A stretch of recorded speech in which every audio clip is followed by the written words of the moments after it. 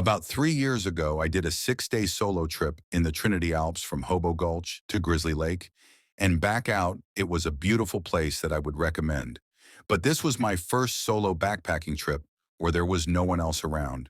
I'd done a couple of overnighters to test gear in Point Reyes and Henrico, but there were always other hikers around it that decidedly unprimitive camps in Trinity. It was completely primitive. I just found flat places to build fire pits with running water nearby. I was unprepared for how terrifying it is to be in the woods alone, with no one for miles. I've been backpacking since I was 6, and I'd love to stay up late around a fire and chat. But alone in Trinity, as soon as the sun went down, I could not stop looking out into the darkness. I found myself eating quickly as soon as the sun went down and diving into the tent before 8 p.m., just to shake the uncanny feeling that this particular dark was somehow different from all the other nights spent backpacking. Now I like being scared, so this wasn't actually too much of a negative for me. I began to anticipate the creepy thrills of nighttime, until the third night I found a big wide meadow where two trails converged that had a few fire rings set up. But I decided to keep going for a mile until I found a small glade. A few hundred yards off the trail, I made myself dinner as usual and started to get the chills when the sun went down. I took to panning my light at the horizon every few minutes, sweeping the woods as I was preparing to pack it in. I took one last pan with the headlamp and caught the reflection of two eyes just beyond the tree line. I stared as they were particularly wide set and staring right back at me. I held them in the light, assuming they would bolt, but the reflection stayed perfectly still. I started to walk forward, making a lot of noise and shouting, hoping to spook whatever was watching me as I approached. I realized they were slightly farther off the ground than I thought, making it a few feet tall, at least with eyes as wide as a person's. I really had to push myself to keep walking. I felt almost dizzy with dread. My headlamp was dim thanks to a short after a heavy rain, so I couldn't see any details until I got right up on it. It wasn't an animal. It was a person wearing a pair of glasses, not sunglasses, but thick eyeglasses with delicate wire frames, standing next to a stump in the middle of the trees, right next to a glade that was hundreds of yards from the nearest trail and about 15 miles from any trailhead in the middle of the isolated parkland. He was just standing there motionless, staring at my fire. I promptly went back into my tent in hopes this person would go away, as I grabbed my pocket knife and sat down. I didn't sleep a wink that night, as I still felt like I was being stalked. I didn't want to check, however, given the fact there was some random lunatic staring at my campsite in the middle of nowhere. The next day, I packed up the site and relocated about 5 miles closer to where I came from. I took this trip during peak season, and I didn't see another person except for a hunter on horseback on a far ridge. For all 6 days, I still wonder how the person with the glasses got there so perfectly still. Far from any established camper. Trail, I still don't have a good answer. I had to get my brother to help her count this story as I was 12.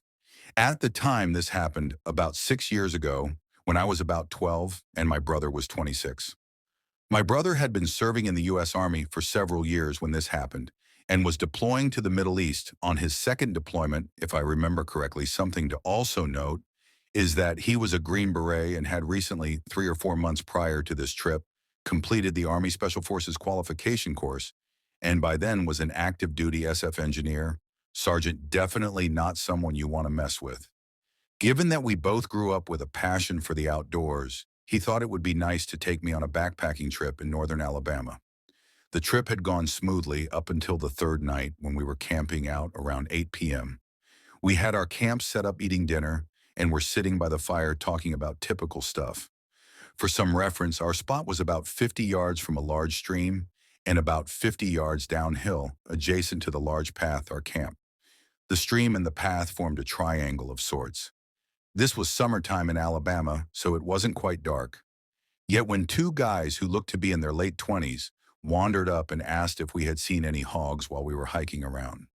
Given that this is rural Alabama, we actually had seen some farther into the wilderness area and told them. So even though they were relatively polite, I got a seriously creepy vibe from the dirty clothes, greasy hair, and scraggly facial hair. I think they probably looked like they belonged in the movie Deliverance. They kind of hung out for a few minutes, maybe a little longer than they should. have just looking around asking us questions like how long we had been out there, and how long we were staying, and what looked like them to be kind of sizing us up. They then abruptly said goodbye and walked away. I didn't necessarily feel threatened by them, and I know for sure my brother didn't, but I still felt uneasy about the whole thing. Fast forward 3 or 4 hours, my brother and I had gone to sleep and were nestled in our tent when I woke to the sound of multiple dogs barking. I've always been a heavy sleeper, and they sounded like they were only about 100 yards away. My heart immediately started pounding, and I kicked my brother through my sleeping bag and asked if he was awake and had heard the dogs. He responded, "I'm awake. They've been getting closer for the past hour, so just lay still and don't make any sounds." Needless to say, 12-year-old me was extremely scared. We would also hear sporadic shouts from several different sources, but neither came any closer.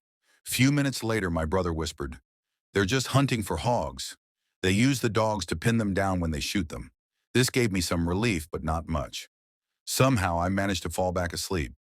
The fact that they were doing this at night was a huge red flag, my brother later told me, but I think he was just trying to keep me calm. Fast forward to about another 3 hours. It was now around 2 a.m. I had managed to sleep pretty well after first hearing the hog hunters when I woke up to my brother squeezing my shoulder firmly, saying, "Wake up, put your shoes on, quick and follow me. Be as quiet as you can." My heart immediately went back to racing because I heard the dogs of voices in the distance farther away before, but still distinct, not asking any questions. I did what he said, and as soon as we were out of the tent, he told me to get on his back. We snuck about 50 yards into the woods towards the junction of the path on the stream and crawled into some bushes. It was an uphill hike, so we had a pretty good elevated view of our campsite. I remember as we were laying there, how loudly I was breathing and how quiet he was when I heard the very distinct sound of a pistol slide racking. I looked over, and my brother had his pistol and was watching the campsite and surrounding area. I started to whisper to him when he put his hand over my mouth and pointed at the campsite. The group of hunters had been steadily approaching our camp, and by this time, 30 minutes or so had finally arrived. There were 5 of them, and like 3 or 4 dogs, they all looked relatively young, but 2 either had rifles or shotguns, and the dogs were going crazy, obviously having smelled our scent. For those of you who aren't backpackers or campers, nobody who comes up on a random camp in the middle of the night with dogs and guns has good intentions. I knew this. My brother obviously knew this too. I was beyond scared. I couldn't make out what they were saying, but my brother later told me that they were talking about us, although he hadn't heard any specifics either. They lingered for about 20 minutes, shining flashlights around and talking to themselves, and my brother put his mouth to my ear and said, "If they come towards you, I want you to turn and run as quickly as you can. Don't stop. Don't look back. Stay off the trail. Look for the flashing lights." I didn't know what he meant by this, but I nodded my. I knew I could make it back because he had taught me the land navigation pretty well. He then handed me a flashlight and told me not to take the red filter off. He told me later that the red filter helps preserve night vision and cuts down ambient light, so it'd be harder for someone to see me from a distance. At this point, I was so scared I was almost crying, but at the same time had a rush of adrenaline and what I think now was confidence that he thought I could handle myself. We laid there for a while longer, when out of nowhere, they started screaming, "Where are you?" and firing. Into the woods at random, my brother dragged me behind the crest of the hill and threw himself up on top of me. Thankfully, due to the position, we were on the top of the hill. We were protected by any gunfire. They shot maybe 5 or 6 more times and then started walking back the direction they had come.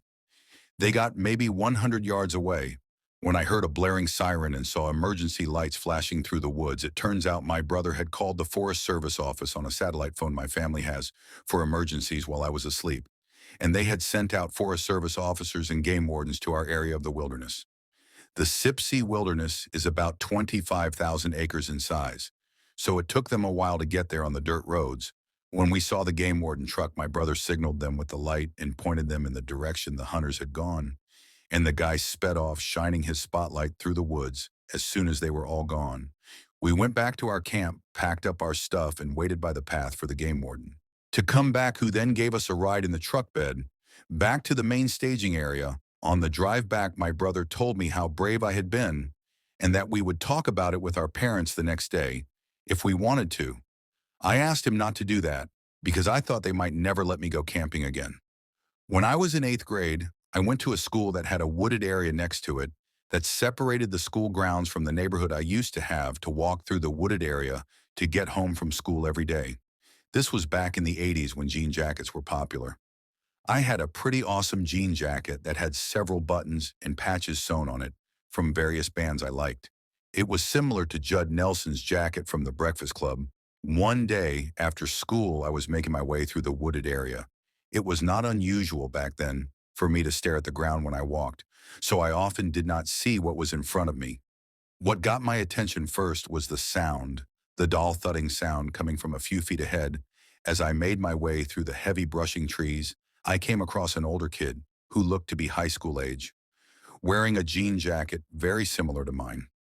He was covered in dirt, not like he was playing in mud, but like he hadn't bathed in a long time. He had long and stringy hair matted to his head. I assumed he was homeless. He had his back turned to me, and the thudding I was hearing was him driving a hunting knife into the tree in front of him. Slowly, over and over, I froze for a split second when I saw him and decided to back away and get out of there. But then it was too late. He heard me coming and snapped his head around and looked right at me. The first thing I noticed was how dark the red rings around his eyes were. It looked like he hadn't slept in days. He got very excited when he saw me. His lips curled into this sort of half smile that showed a few yellowing, crooked teeth I wanted to run. But I was so scared to move, I watched as he looked over at me and followed his gaze as he settled on my jacket. At that point, he became fixated on it. He said, "Cool jacket, man," drawing out each word slowly. It sounded like "cool jacket, man." Not so much of a statement, but as three separate words. I sheepishly mustered a thanks. He moved closer to me, and all I could do was stare at the blade in his hand. At that point, I'm pretty sure he had completely forgotten he was still holding it. I was frozen in place, and when he got close enough to smell his pungent breath, he walked around me in a wide circle. He didn't actually touch me, but just circled around me. While staring at my jacket, he then stepped back and got a wide grin on his face. I was beyond scared. He then dropped the knife and proceeded to pull off his own jacket, revealing a torn-up and filthy Iron Maiden shirt underneath. I also noticed he had cross-hatched scars all over his arms and hands. They extended all the way down to his fingers. To his dirt and blackened fingernails, he said, "Trade me in that gravy one word at a time tone." He then sat on the ground and proceeded to cut a dirty, worn Metallica patch off his own jacket with a knife he had dropped. I was too scared to argue with him, so I just watched as he furiously sliced at the sewn patch on his jacket. After a couple minutes, he wrenched the patch free and held it out to me, expecting me to take it, which I did reluctantly. He then smiled up at me, still sitting on the ground with his knife in hand. "Now give me your jacket once again." I looked at the knife in his hand. I considered running, but he was much bigger than me, and I wasn't the fastest, so I knew he'd easily catch me in a foot race. I silently removed my jacket and handed it to him. He looked it over and then went for the one patch I really hoped he would skip. It was a Pink Floyd patch my older brother Bobby when we went to the Delicate Sound of Thunder concert the previous year. It was not the first time I had been faced with a situation that made me feel helpless, but nonetheless, it was devastating watching him shred the patch off the back of my jacket when you finished cutting off the patch. You dropped the knife again and stood up. I fully expected him to keep my jacket, but he just handed it back to me. He smiled at me again and said, "Thanks, man." He then scooped up his knife, put his own jacket back on, and then turned and walked away. I stood there for a long time. I felt helplessness, anger, and shame. I was still scared, but mostly sad. I tossed a Metallica patch on the ground, but then I got irrationally scared that the kid would come back and see that I discarded it and come after me. So I picked it back up and stuck it in my pocket. It was a slow, depressing walk home. I never told my mom why I was upset. Until now, I never mentioned anyone. What happened that day, she got mad at me when she found out that I lost the Pink Floyd badge. But I didn't think she would believe me if I told her what happened to it. So I kept it to myself. I never saw that kid again. But from that day on, I always took home.